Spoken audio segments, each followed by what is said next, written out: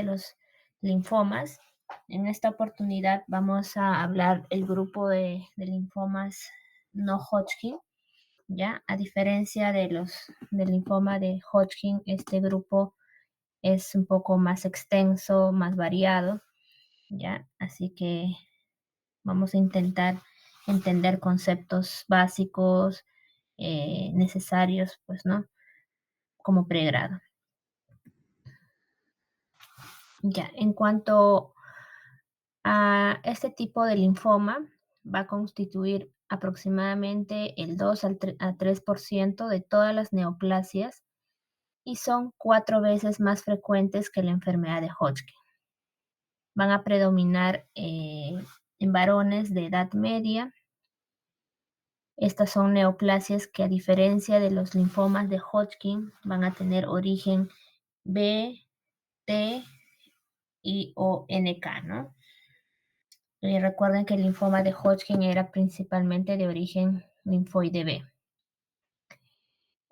Las más frecuentes van a derivar de los linfocitos B, pero los linfomas derivados del linfocito T son, aunque son menos frecuentes, van a tener el peor pronóstico. El subtipo histológico más frecuente de todos estos linfomas no Hodgkin va a ser el linfoma difuso de células B grandes, ¿no? Seguido por el linfoma folicular.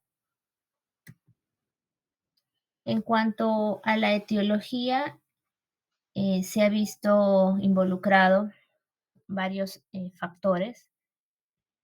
Uno es la disfunción inmunológica de antecedente que pueda tener el paciente. Es decir, pueda tener una inmunodeficiencia congénita o una inmunodeficiencia adquirida.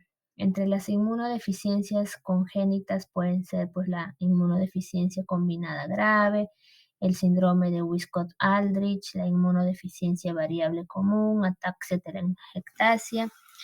Entre las inmunodeficiencias adquiridas tenemos a los pacientes que han sido sometidos a trasplante, que tengan la infección por el virus de la inmunodeficiencia humana, el síndrome de Li-Fraumeni, que es una tendencia genética, ¿no? A desarrollar diferentes neoplasias, el síndrome de Bloom, entre otros.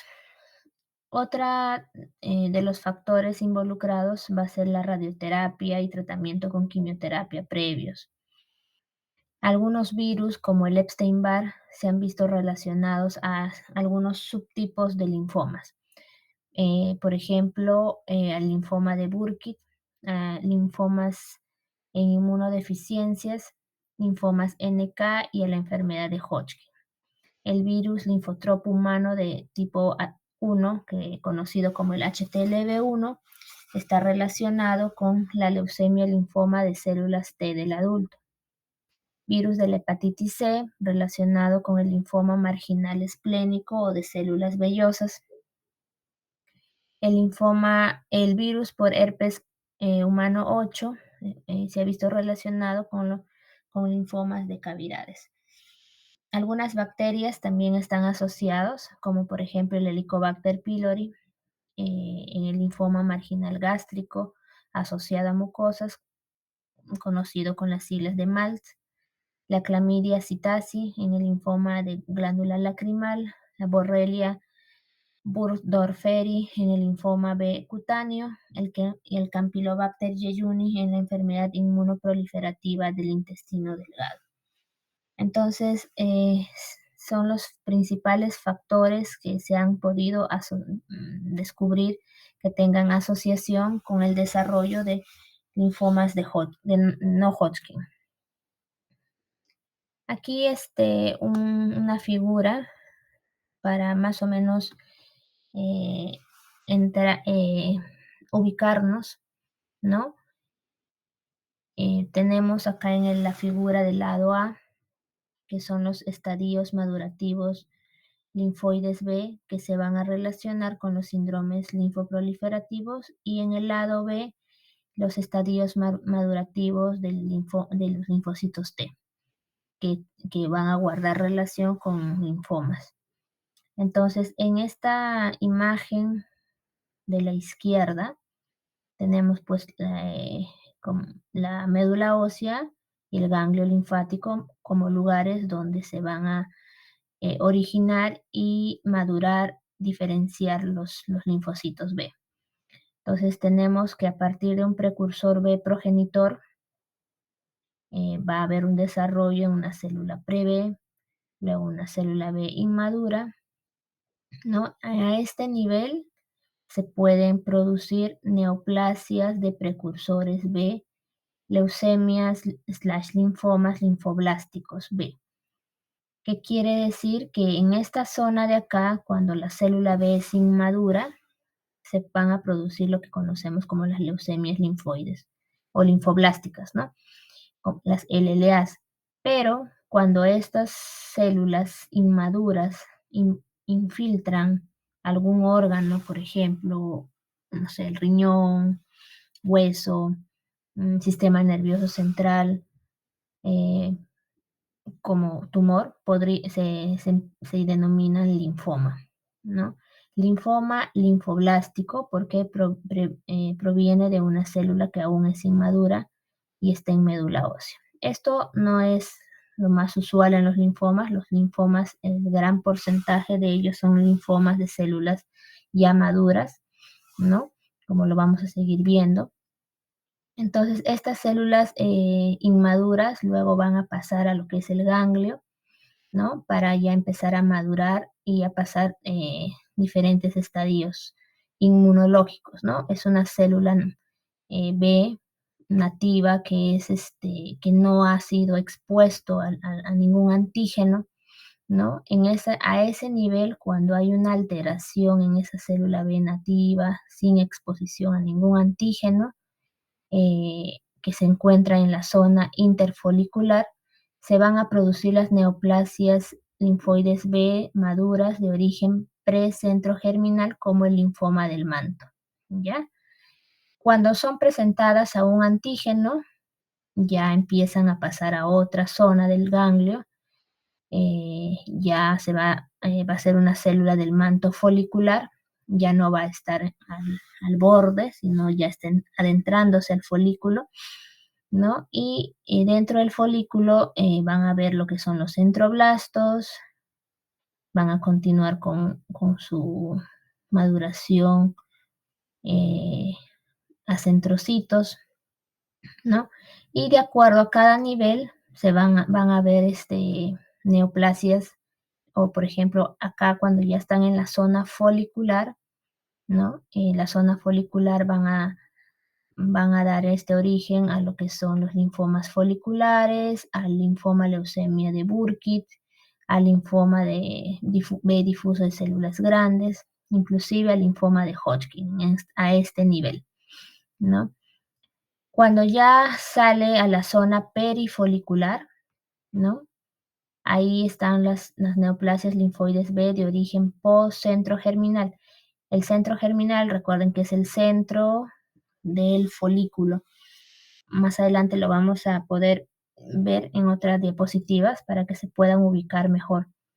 Entonces, en la zona perifolicular van a producirse linfomas de la zona marginal, el linfoma MALT, ¿no? Los linfomas linfoplasmocitoides, las LLCs, las leucemias, linfoma, leucemias linfocíticas crónicas B, los plasmocitomas y también acá hay los linfomas B difuso de células grandes, ¿no? Entonces, más o menos para que entiendan que a medida que van avanzando en maduración y diferenciación, los linfocitos, de acuerdo a donde esté la mutación o el error genético o donde se va a producir pues el tipo de linfoma, ¿ya?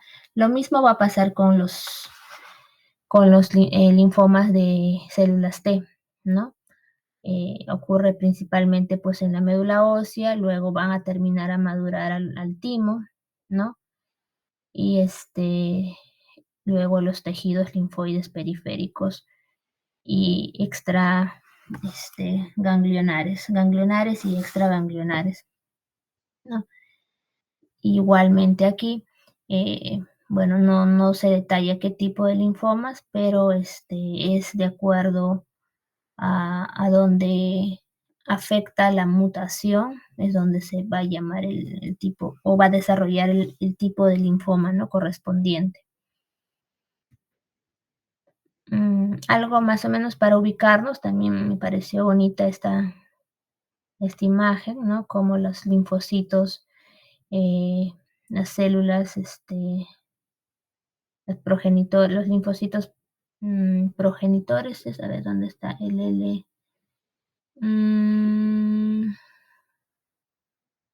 ¿Esto cómo se llama? Progenitor linfoide común, ¿no? El progenitor linfoide común que se puede diferenciar hacia T o hacia B, ¿no? Y su correspondiente maduración. Entonces, igual cuando el linfocito B pasa al ganglio como una célula B inactiva, como les mencioné, esa célula nativa eh, que no ha sido sometida a ningún antígeno, presentada ningún antígeno, es esta célula de acá, ¿no? Donde es en el espacio interfolicular. Luego se adentra al folículo y acá están ya las células, los centroblastos, los centrocitos, ¿no? Este es ya dentro del folículo linfoide, esta es la zona del manto, que es la zona que como que lo rodea, ¿no? La zona marginal del ganglio. ¿Ya? Entonces aquí van a poder ver con detalle cuando ya lo lean la zona del manto, la zona marginal, ¿no? Y donde se van a producir los linfomas, pues los diferentes tipos de linfomas, ¿no? Igual acá en los linfocitos T que van a terminar de madurar al timo, ¿no? Algo parecido con los linfocitos y los diferentes desarrollos de los linfomas, ¿no?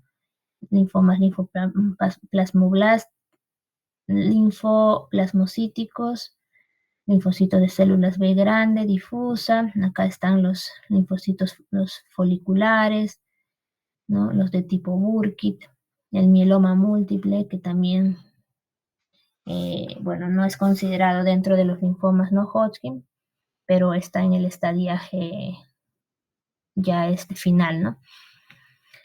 Eh, Igual les pongo acá, les dejo para que lo revisen. Acá hay una estructura ganglionar, cómo está conformada su anatomía, ¿no? Cómo están las diferentes zonas, la zona medular, la zona de la corteza, la paracorteza y cómo se distribuyen los folículos linfoides, dentro de los folículos linfoides los centros germinales, la zona marginal, ¿no? Para que puedan ponerse, ubicarse, ¿no? De qué estamos hablando, ¿ya? Entonces lo van a leer con detenimiento y espero, bueno, que sea didáctico para fines, porque el tema en sí es bastante complicado, en realidad, hablar de toda la cantidad de linfomas no Hodgkin que pueden haber, pero sabiendo más o menos eh, de dónde vienen, cómo más o menos se da su clasificación,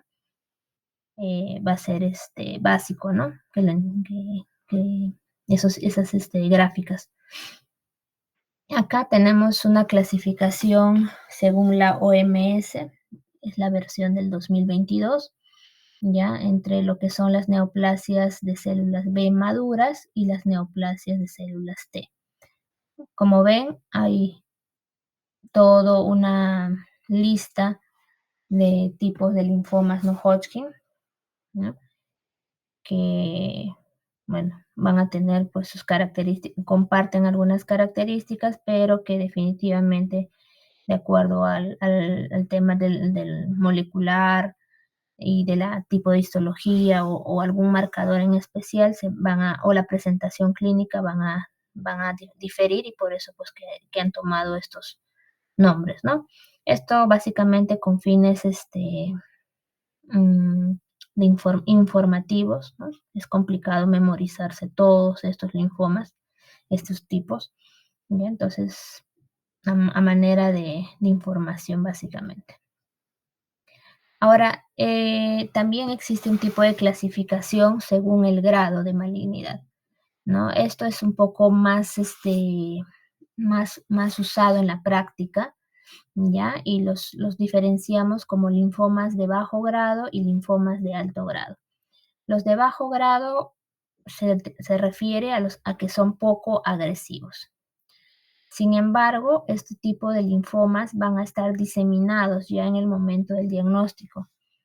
Eh, Tienen un crecimiento lento y son poco sintomáticos. Es por eso que cuando los diagnosticas han pasado bastante tiempo ya, ¿no?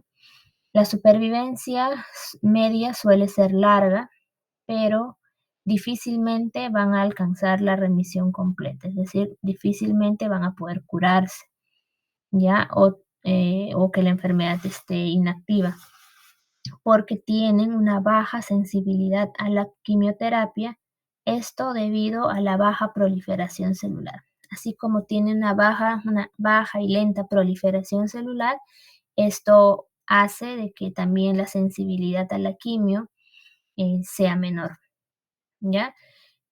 Se caracterizan porque podrían transformarse a una forma histológica más agresiva.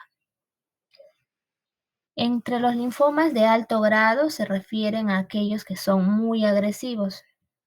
Estos, a diferencia de los anteriores, van a ser de crecimiento muy rápido y obviamente van a dar mayor sintomatología.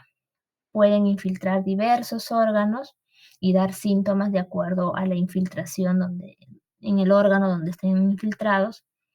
El pronóstico es malo, pero la remisión completa, o sea, es decir, que controlan el linfoma tras su tratamiento, llega hasta el 80% de los casos. En cuanto a la clínica en general, en la mayoría de todos los grupos de linfoma, de los tipos de linfoma, no Hodgkin, principalmente va a caracterizarse pues las adenopatías, ¿no? Eso es lo más frecuente. Eh, el resto de características o de sintomatología va a ser dependiente, muy variable de acuerdo al lugar donde se ubique el linfoma, ¿no?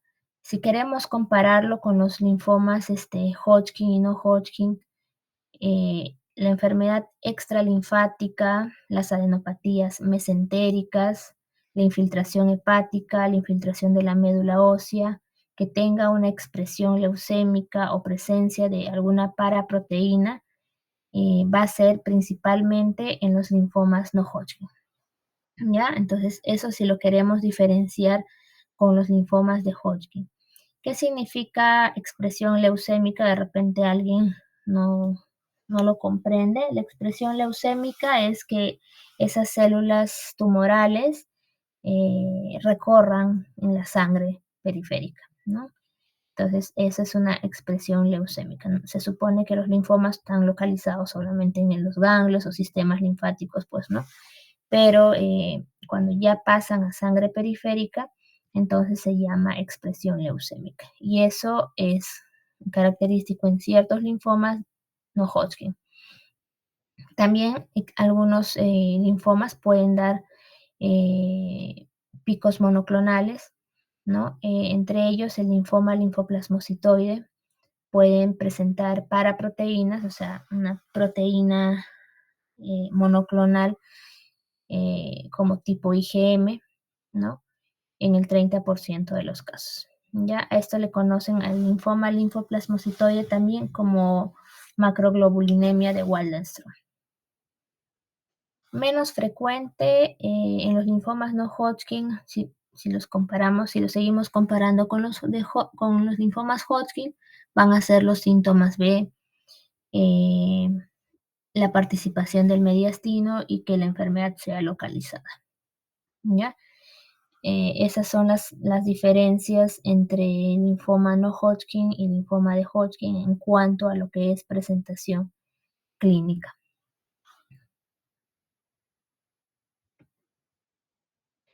Ahora, si queremos hablar la clínica de los linfomas de bajo grado o también llamado indolentes, estos generalmente, como les mencioné, son de largo tiempo de evolución, donde hay muchos o pasan los síntomas muy desapercibidos, ¿ya? Suelen estar diseminados ya cuando se les hace el diagnóstico a manera pues de adenopatías periféricas, de repente le toman una muestra de sangre, un hemograma, y encuentran células elevadas, células, linfocitos anómalos incrementados en la sangre periférica. Puede haber esplenomegalia ya. Los síntomas B van a ser infrecuentes y, como les dije, es menos sensible a la quimioterapia debido a la lenta proliferación, a la baja mitosis que tienen. Por lo tanto, la curación es muy difícil de conseguir. En cuanto a la clínica de los linfomas de alto grado, la historia o el tiempo de evolución es muy corto, van a dar más sintomatología, entre ellos los síntomas B, síntomas generales. Mm, Pueden presentarse con síndromes dolorosos u obstructivos, ¿no? Esto debido pues a la zona donde se ubiquen. Si por ejemplo se ubican en el mediastino, podrían provocar un síndrome de vena cava superior. Si es pues a nivel retroperitoneal, pueden tener de repente compresión de los uréteres, ¿no?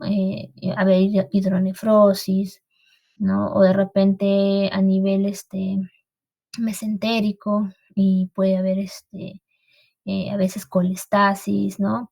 O obstrucción de las vías biliares de manera extrínseca, entonces puede haber ictericia, ¿no? Entonces, los síntomas en realidad van a ser variados porque van a depender del lugar donde se localice la tumoración y la zona pues que esté afectando, ¿no? Si es estómago, cerca a las vías biliares, cerca al riñón, a las vías urinarias. Entonces es muy variado, ya que también saben que la diseminación extraganglionar es frecuente en estos casos. Entre los linfomas B agresivos, por ejemplo, tenemos el linfoma de manto, que frecuentemente tiene una afección intestinal, a manera de poliposis linfomatoide, ¿no? También a nivel del estómago, de la glándula lacrimal, del anillo de Waldeyer. Entonces, este tipo de linfoma, por ejemplo, afecta a esas zonas principalmente y pueden dar la sintomatología de esa zona, pues, ¿no? El linfoma B difuso de células grandes podrían, en algunos casos, afectar el sistema nervioso central y también el mediastino.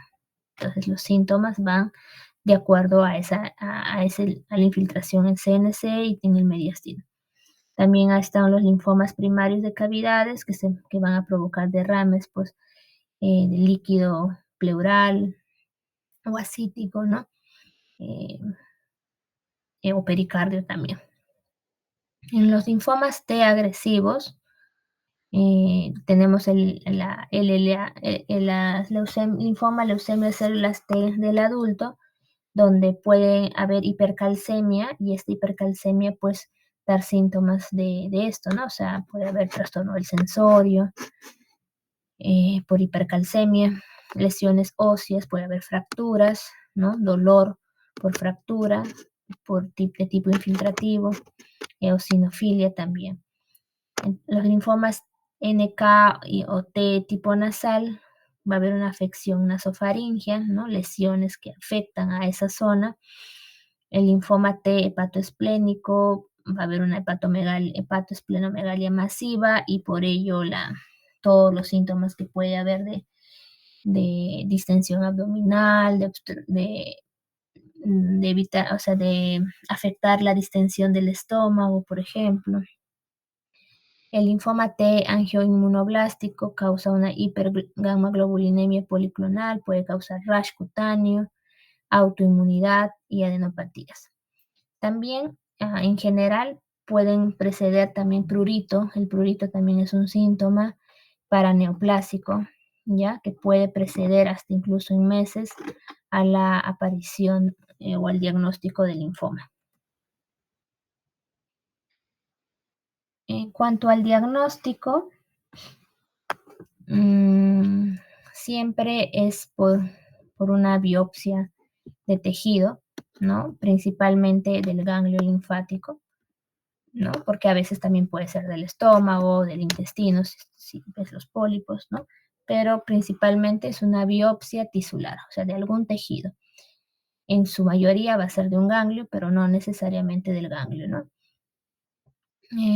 Pueden presentar paraproteínas, como les dije. Para eso es importante también el dosaje, hacer el proteinograma electroforético y dosaje de inmunoglobulinas. El IgM puede estar elevado hasta en el 30% de los casos de los linfomas linfoplasmocitoide o macroglobulinemia de Waldenström. También, como les dije, hay algunos linfomas que tienen expresión leucémica. Por ende, el estudio de la sangre periférica puede ayudarnos al diagnóstico, ¿no? Es decir, tomarle una citometría de flujo, hacerle exámenes moleculares o genéticos de esos linfocitos que están recorriendo la sangre periférica, nos podría ayudar en el diagnóstico también. En cuanto al diagnóstico, este debe incluir la morfología de las células proliferantes, también los marcadores inmunológicos y estudios genéticos para ver algunas traslocaciones que son específicas de algunos tipos de linfoma, ¿no? Entonces podemos, cuando la sangre periférica está afectada, podríamos hacer estudio de la misma sangre periférica, incluso de la médula ósea, y hacerles un estudio morfológico, de inmunofenotipo y cariotipo. En cuanto al tratamiento de los linfomas de bajo grado, generalmente cuando son asintomáticos y cuando el estadio no es avanzado, la mejor actitud es la conservadora, ¿no? Es decir, no se hace nada, solo se observa al paciente con citas regulares e ir viendo pues si se presentase alguna sintomatología, alguna alteración en el hemograma, ¿no? Para poder evaluar si se iniciara el tratamiento. Cuando son estadios localizados, que principalmente es el estadio G1 y 2, se puede brindar radioterapia local con o sin quimioterapia. En los estadios avanzados, sí se da quimioterapia, que puede ser como monoterapia o en combinaciones. Cuando se trata de un linfoma B, que ya sabemos que se caracterizan por ser CD20 positivos, se puede brindar lo que son la poliquimioterapia asociado al anticuerpo monoclonal anti-CD20 llamado rituximab. Los protocolos que combinamos quimio con inmunoterapia, que en este caso es el rituximab, los más conocidos son pues los esquemas de R-CHOP, R de rituximab, ¿no? Todos tienen con siglas de las quimioterapias que componen el esquema. El R-CHOP, el más conocido, el RCBP, el R-COP, o con el rituximab bendamustine. Los linfomas tipo MALT en el estadio 1 con afección esplénica, que están asociados a la infección por el Helicobacter pylori, pueden responder bastante bien con la erradicación de esta bacteria.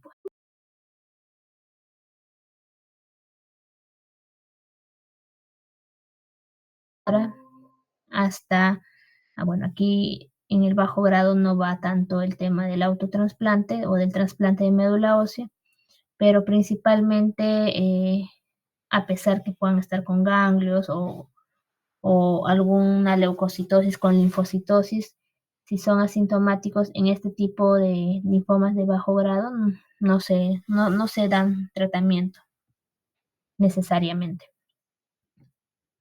En los linfomas de alto grado, aquellos que sí tienen alta índice de replicación, sí se aplica lo que son las quimioterapias más intensas, ¿no? Como por ejemplo el CHOP, el EPOCH, el DHAP, ¿no? Siempre asociados con rituximab cuando se trata de linfomas no Hodgkin de origen B. Los linfomas del manto suelen ir a trasplante autólogo. Trasplante autólogo significa que él mismo se brinda sus propias células madre, ¿no? Primero se hace una colecta de sus células madre en una oportunidad, lo criopreservan y en una segunda oportunidad se los ponen. Eso es el auto o el trasplante autólogo. Ya eso va a ser, por ejemplo, en aquellos pacientes con células con este tipo de linfoma que sean menores de 70 años, sin comorbilidades, que estén en estadios avanzados como 3 o 4, que su estado general, ECOG es una escala de valoración del estado general, mayor o igual a 2, ¿no? 2 o más localizaciones extralinfáticas y la elevación de la LDH. Esto podemos hacerlo también, más adelante vamos a ver cómo podemos hacer con el índice de pronóstico internacional para poder ver también qué grado de agresividad es y ver el tipo de tratamiento a seguir también. Entonces aquí tenemos los factores pronósticos. El factor pronóstico, estos índices que lo estamos viendo acá en pantalla, se utilizan para establecer el pronóstico de este tipo de linfomas de alto grado, ¿ya? Los linfomas de alto grado, utilizamos el IPI, ¿no?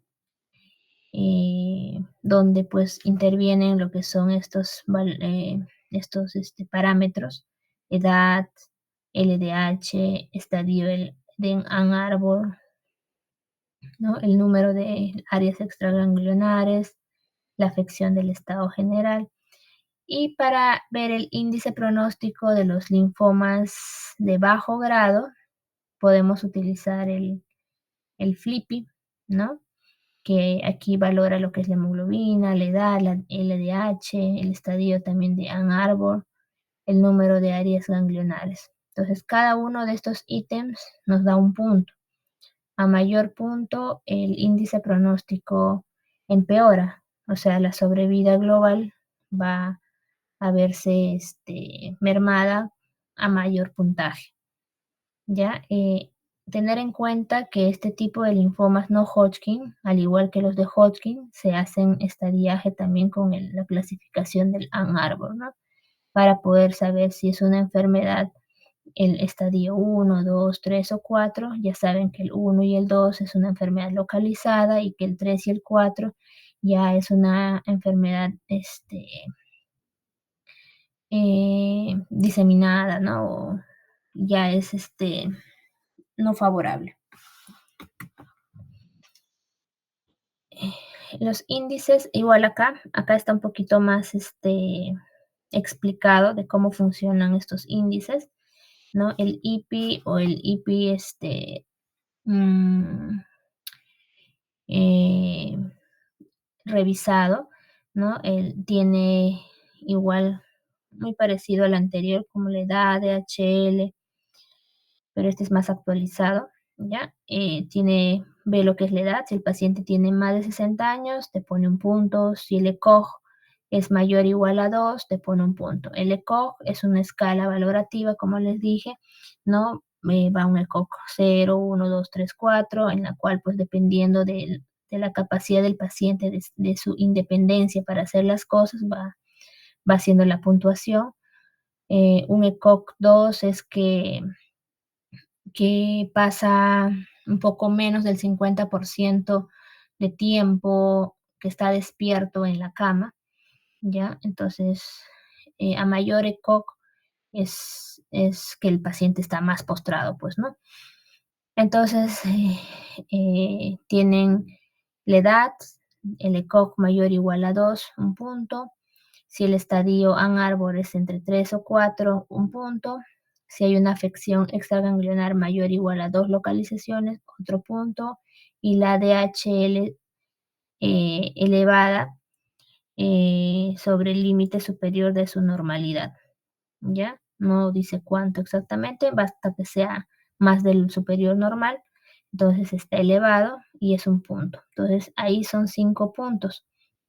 Entonces, ¿cómo los interpretamos para ver el riesgo? Entonces, si tiene 0 puntos, es un riesgo bajo, por lo tanto, se calcula que tenga una sobrevida global a los 4 años de 94%, es decir, va a estar vivo en 4 años el 94% de sus pacientes.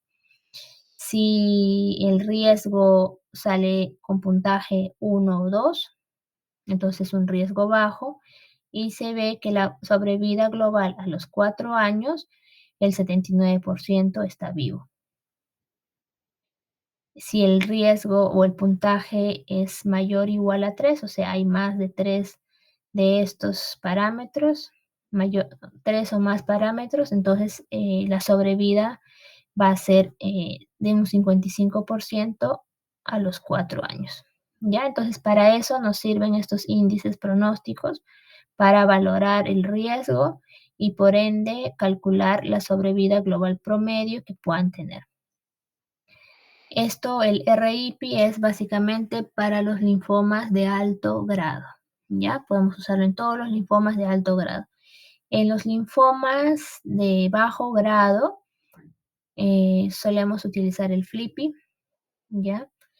Donde también ven la edad, también ven el estadiaje de Ann Arbor, la afección ganglionar, aquí es más de 4 territorios, la DHL elevada y una hemoglobina menos de 12. Igualito, el mismo razonamiento que usamos para el anterior, también. Aquí vemos ya la sobrevida a los 10 años, ¿no? Porque, como saben, los linfomas de bajo grado tienen mayor sobrevida, son más indolentes.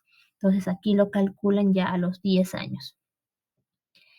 El MIPI es una escala, es un índice pronóstico para los linfomas de manto exclusivamente que están, pues, en estadio avanzado, es decir, entre 3 o 4, ¿ya? Esto también se cumple para este tipo de linfoma del manto. Y el IPI es para los de alto grado y el FLIPI para los de bajo grado.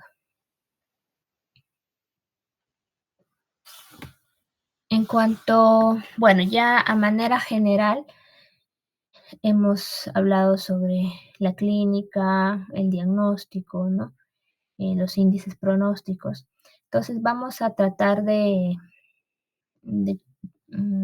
conversar sobre algunos linfomas que son los más frecuentes entre todos, ¿no? Que en la práctica clínica probablemente no se encuentren más, ¿no? Las otras de todo el listado, pues, son poco frecuentes y, por ende, pues, en este momento, o sea, para un tema de pregrado, es importante principalmente que se acuerden o que sepan sobre los más frecuentes, ¿ya? Entonces, por eso vamos a tocar algunos tipos de linfomas.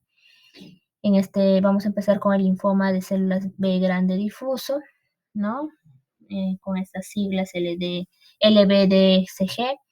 que es considerado el linfoma no Hodgkin más frecuente en adultos, ya que ocupa más o menos el 30-35% de todos los linfomas no Hodgkin en edad adulta.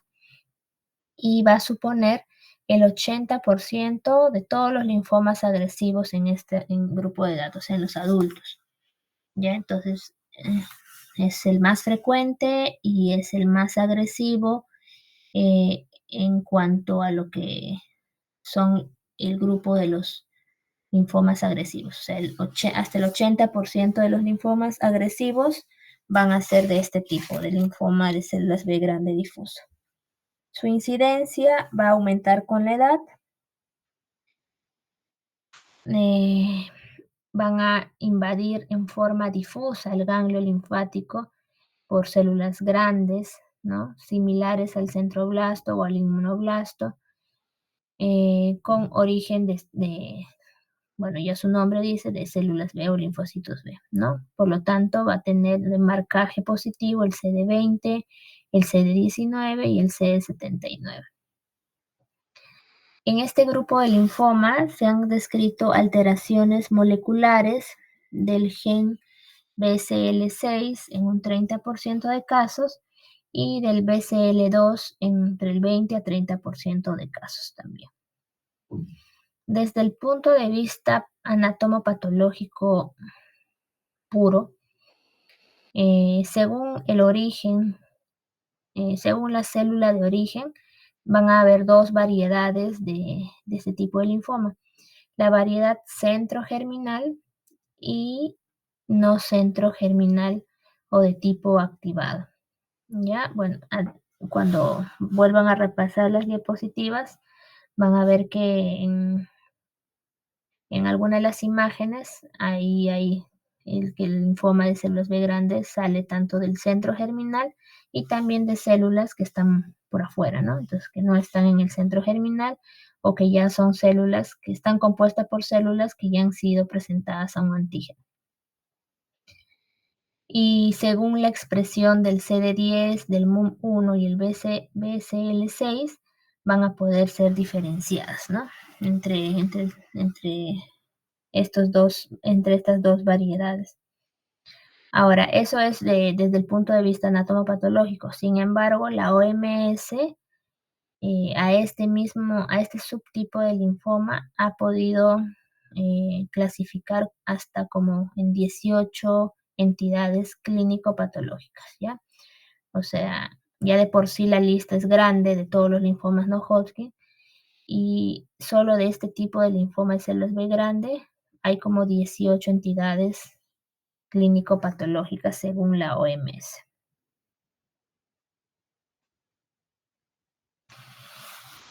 El índice pronóstico IPI y su versión revisada, el RIPI que acabamos de conversar, va a permitir estimar la sobrevida o supervivencia global a los 5 años en función pues, del ECOG, que es el estado general, de la edad más de 60 años, del estadiaje Ann Arbor de 3 a 4 y el número de afecciones extraganglionares mayor o igual a 2, ¿no? Y que el LDH esté alto. ¿Ya? De acuerdo a eso, se va a poder valorar su pronóstico. El tratamiento para este tipo de linfoma, en la mayoría de casos, se utiliza lo que es la combinación del rituximab con la quimioterapia, ¿no? Es la inmunoquimioterapia, que es el R-CHOP. Es el famoso R-CHOP, consta de R de rituximab, C de ciclofosfamida, H de doxorubicina, bueno, ahí no va la O con la vincristina, y la prednisona, ¿ya? Entonces, rituximab, ciclo de doxo, vincri y prednisona es lo que compone el esquema famoso del R-CHOP y va a conseguir por lo menos una curación de entre el 50 a 60% de casos.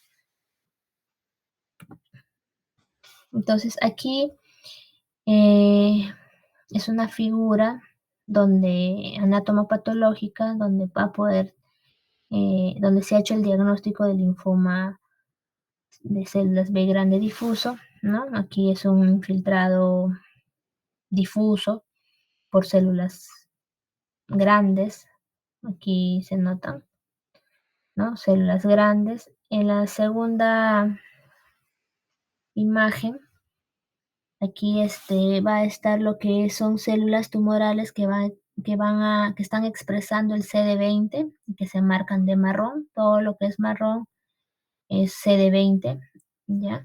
CD20 positivo, lo que indica que son de estirpe B. Acá en esta imagen de acá están marcados con CD10. Todo lo que aquel que marque con CD10 se colorea de este marrón, ¿ya? Entonces, como ven, hay bastante coloreado. Y todos estos son linfocitos CD20, CD10 positivos.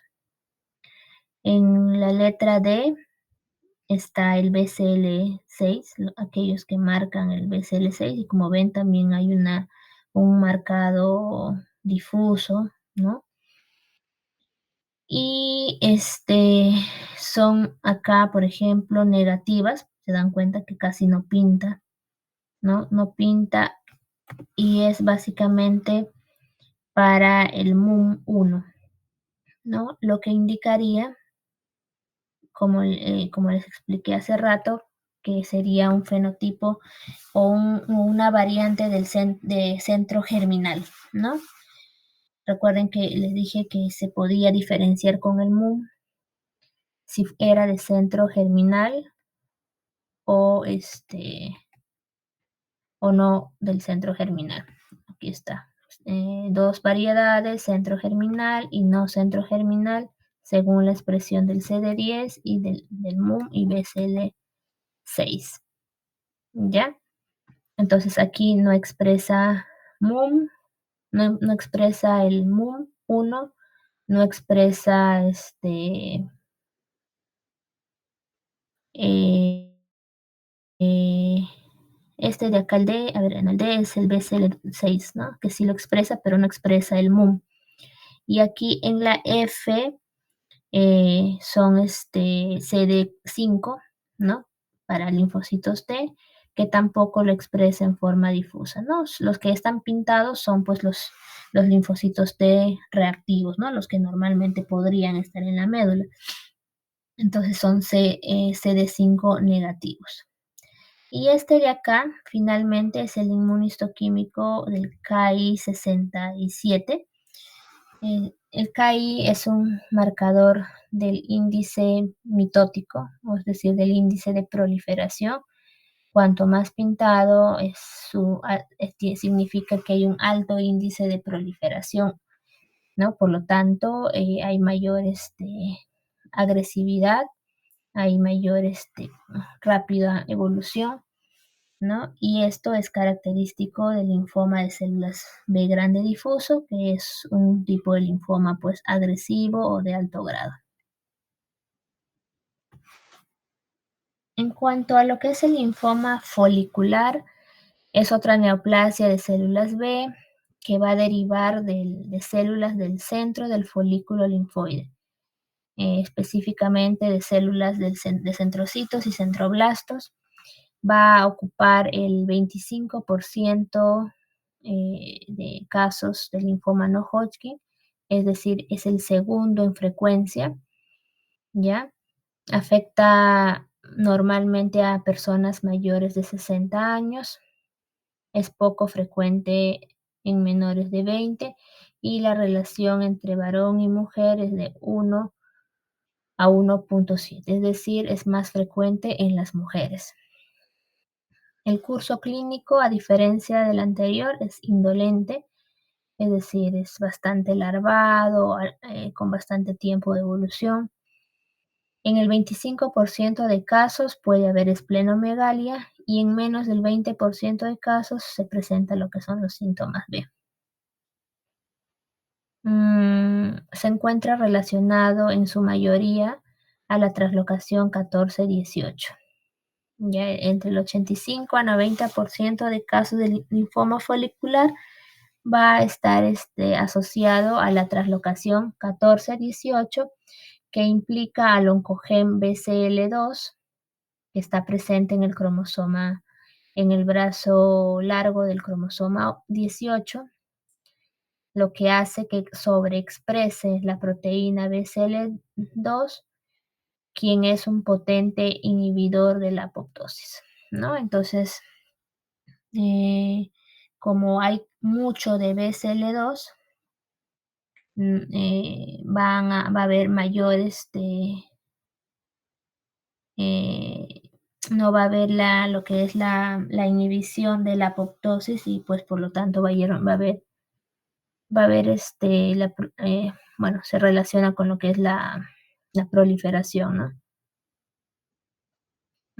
Histológicamente se va a caracterizar por ser células pequeñas o hendidas, con marcaje en el inmunohistoquímico o en la citometría del CD19, CD20, que son de linfocitos B, CD5 es linfocitos T negativo, CD43 y CD10 positivo, que también es de linaje B. ¿Ya? Y acá tienen una imagen de cómo se marcan los folículos, ¿no? Todos estos redondos, imágenes redondeadas. Uy, ya. Y como les dije acá, la mayoría tiene al BCL2, ¿no? Está sobreexpresado. Y si ustedes ven aquí en este lado de acá, es un folículo normal, donde la zona más pálida es el centro germinal, la zona más oscura es la zona del manto, ¿no? Y cuando se hace la inmunistoquímica con el marcador del BCL2, se marca intensamente, ¿no? Se hace más marrón, por lo tanto significa que esos linfocitos tienen una sobreexpresión de esta proteína BCL2.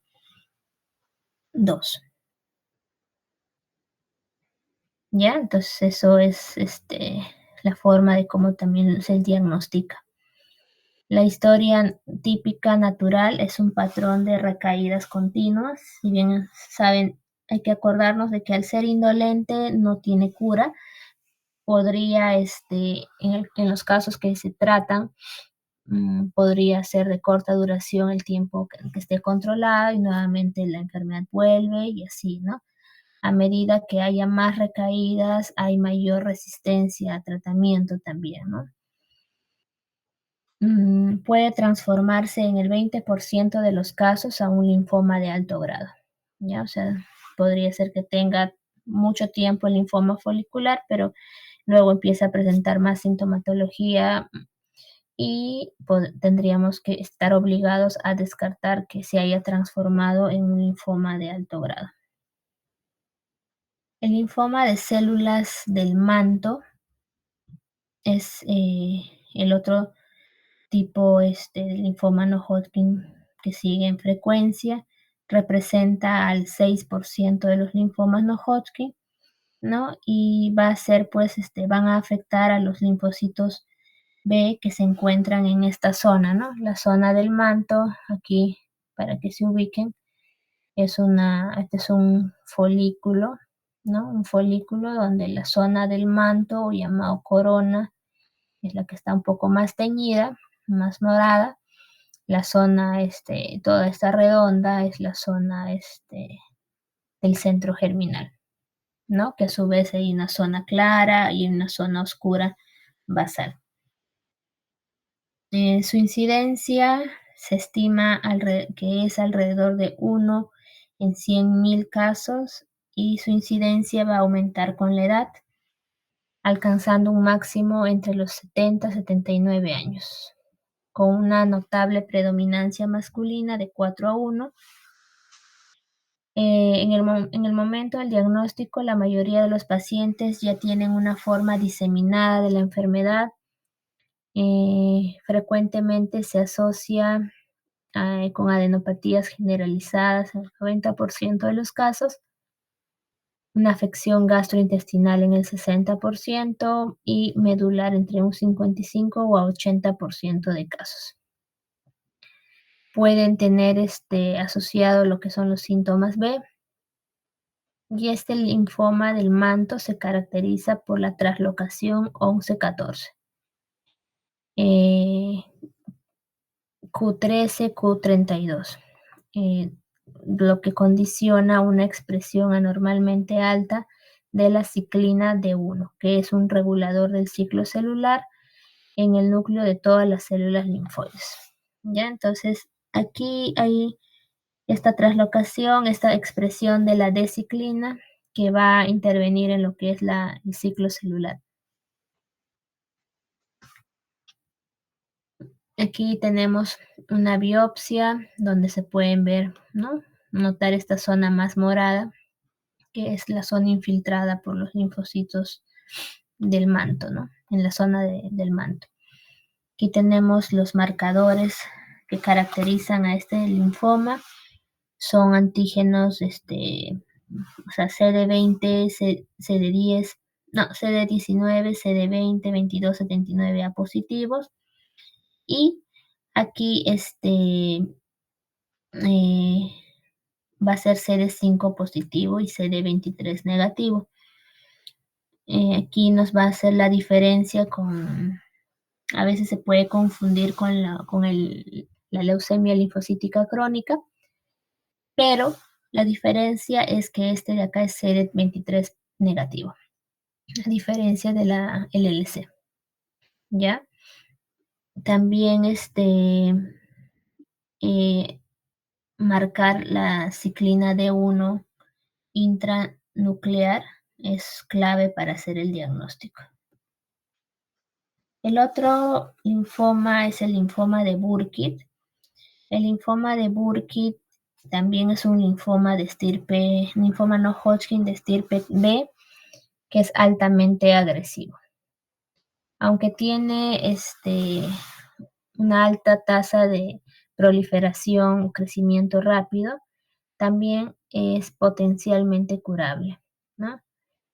Constituye, en caso de los niños, el linfoma más frecuente, ¿no? En el adulto es el linfoma de células B grande difuso, pero en el niño este es el tipo de linfoma más frecuente. Va a expresar CD10, CD19, CD20 y BCL6, ¿ya? Tiene en lo que es el cariotipo en genética, las translocaciones pueden ser la 814, la 28 o la translocación 822, ¿no? Se caracteriza en la parte anatomopatológica por la presencia o la apariencia de un cielo estrellado, imagen en cielo estrellado, donde se observan pues células de tamaño intermedio, grande, con citoplasma muy basófilo. ¿Ya? Entonces, esa es característico del linfoma de Burkitt. A su vez, el linfoma de Burkitt se clasifica y hay una variedad africana o endémica, una variedad no endémica o occidental y una variedad epidémica asociada al síndrome de inmunodeficiencia adquirida.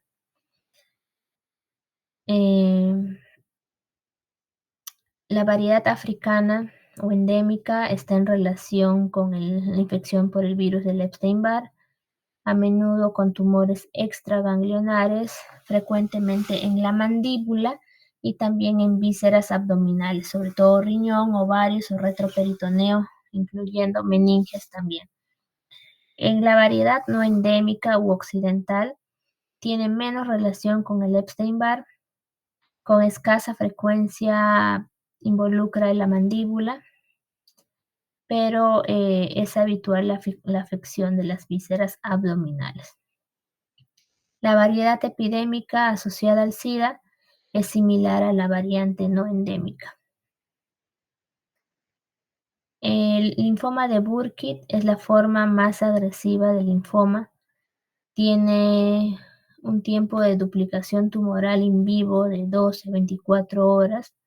Por eso que la respuesta a la quimioterapia suele producir gran destrucción celular, ¿no? O sea, porque la quimio actúa más sobre esas células que están en replicación rápida, continua, y al destruir, pues pueden causar el síndrome de lisis tumoral, ¿no? El síndrome de lisis tumoral es cuando pues estas células tumorales, por efecto del tratamiento, pueden romperse más rápido, pueden destruirse y liberar a la sangre lo que es pues residuos intracelulares, como por ejemplo el potasio, que es rico intracelular, entonces va a liberarse, puede crear una hipercalemia, puede haber un aumento del ácido úrico.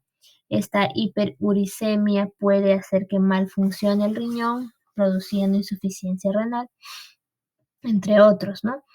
Entonces es un linfoma que, que tendríamos que vigilar también estos signos de lisis tumoral una vez que se empiece el tratamiento. Se va a tratar con regímenes de quimioterapia más intensos, como por ejemplo el Hipercibat, que es un esquema combinado de altas dosis de quimioterapia, asociado también al CD20, ¿no? Anti-CD20. También se le pone quimioterapia intratecal porque se sabe que puede haber infiltración en el sistema nervioso. Con el tratamiento de estos pueden haber muy buenas respuestas y supervivencias hasta del 80% de casos. En lo que es la leucemia, el linfoma de células T del adulto, que está asociado al HTLV1, es endémico en Japón, Caribe y América Latina. Son células CD4 y CD25 positivos, de núcleo polilobulado, a manera de trébol, ¿no? Atreboladas. Es el linfoma más agresivo tras el linfoma de Burkitt, ¿no? Y presenta con frecuencia pues hipercalcemia, lesiones óseas similares al mieloma múltiple, ¿no? Entonces hay que distinguirlo de esta entidad también. El tratamiento en este caso se asocia a un antirretroviral, que es la acidobudina, que puede estar asociado con interferón o con poliquimioterapia como el CHOP, ¿no? La ciclofosfamida, dauno, vincristina y prednisona. Bueno, eso en cuanto a lo que son los linfomas, los principales linfomas, tanto en frecuencia y agresividad, ¿no?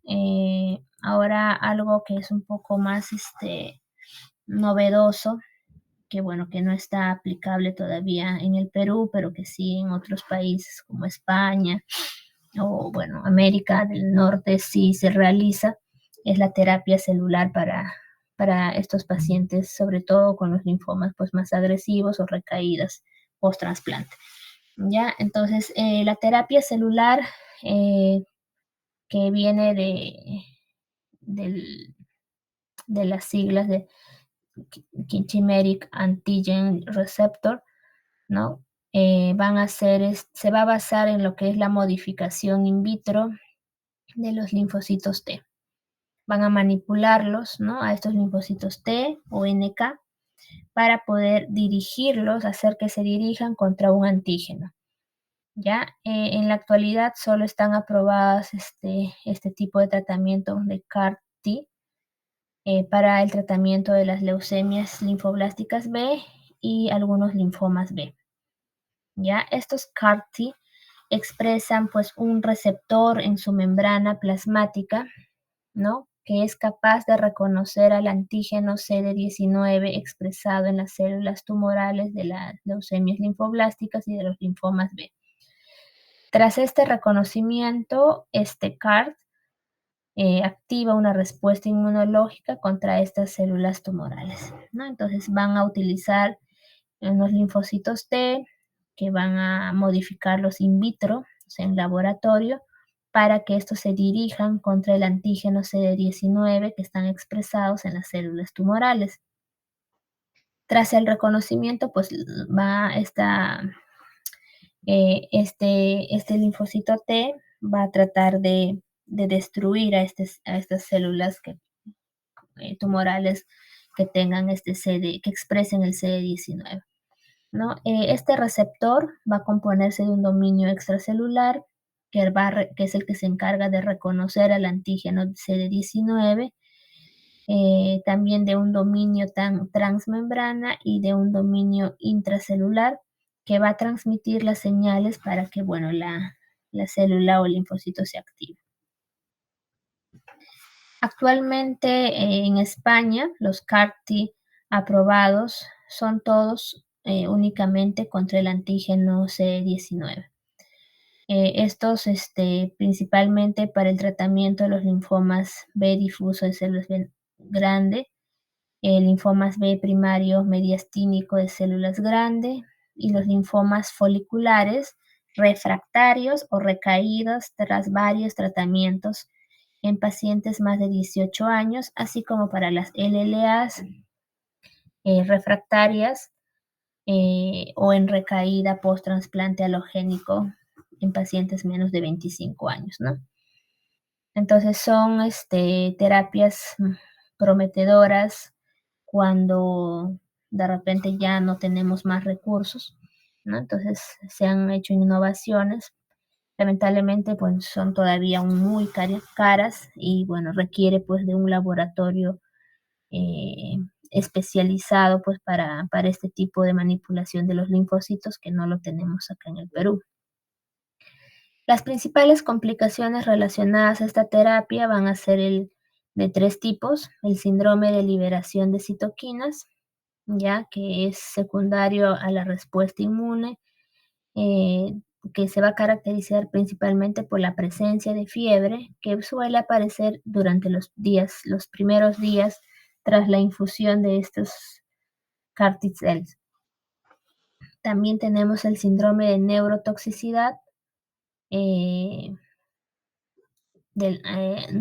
asociado a las células efectoras inmunes, que llamamos los ICANS, que es por las siglas en inglés.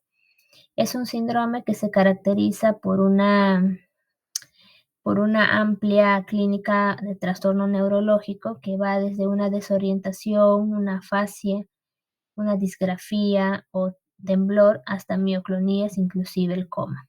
Y entonces, esto es una complicación que podría pasar con este tipo de tratamiento, y también algo que no ha sido muy especificado por qué pasa es las citopenias que podrían presentar algunos pacientes, ¿no? No necesariamente todo esto van a presentar. Bueno, creo que aquí acabé la clase. No sé si tienen alguna pregunta.